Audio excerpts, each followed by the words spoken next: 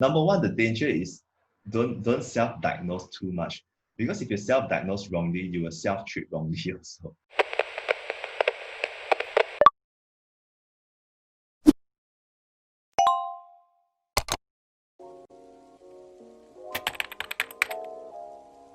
First step, number one, is go to a doctor for a consultation.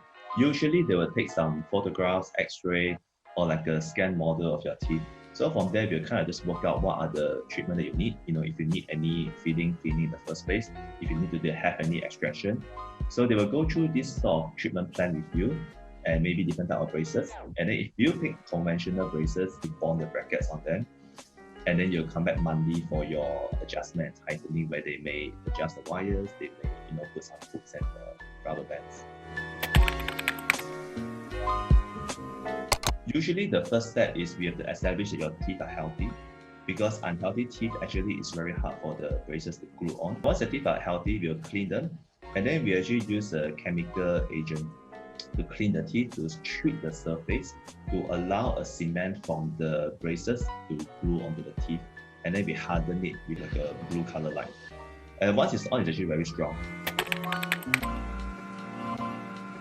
I would suggest you go see a dentist first to consult for braces suitability. It is possible sometimes that we can extract wisdom tooth, or we can keep the wisdom tooth as part of the braces treatment plan.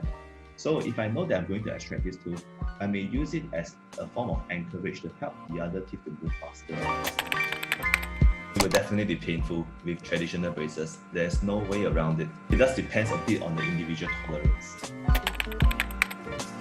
Bad breath can be caused by many different reasons. And actually the most common cause of bad breath would be dehydration.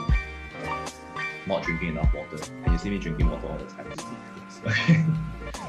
Secondly, it could be due to food getting stuck in between your teeth. It's not cleaned out properly when you're brushing them. So does braces help with bad breath? Actually, they can make it worse. Okay, because more food can get stuck on them. Unless it is so crowded, your teeth are so crowded that you have trouble cleaning them properly, then you have braces on, it straightens them, you can clean them properly, then yes, that helps.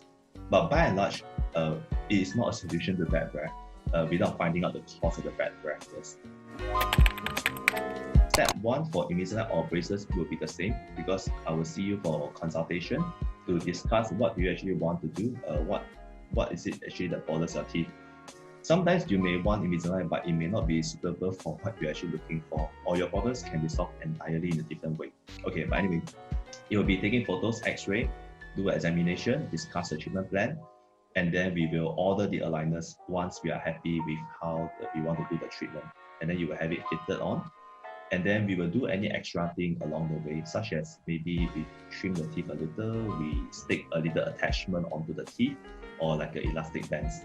And then towards the end, same thing, we'll remove all these things and then place you on retainers. Simple teeth condition, couple of months, complicated, couple of years. And it depends on the dentist as well, because some of them, they want to do it very slowly, some they want to do it, they adjust many things at one go. It has to depend on what kind of crowding you're talking about. But if you say moderate crowding, minimal crowding, no problem. In fact, sometimes it may even be more effective than braces. Severe crowding, what it can entail is sometimes that some teeth can really be very far away. They can be sort of a half buried underneath the gums and all that.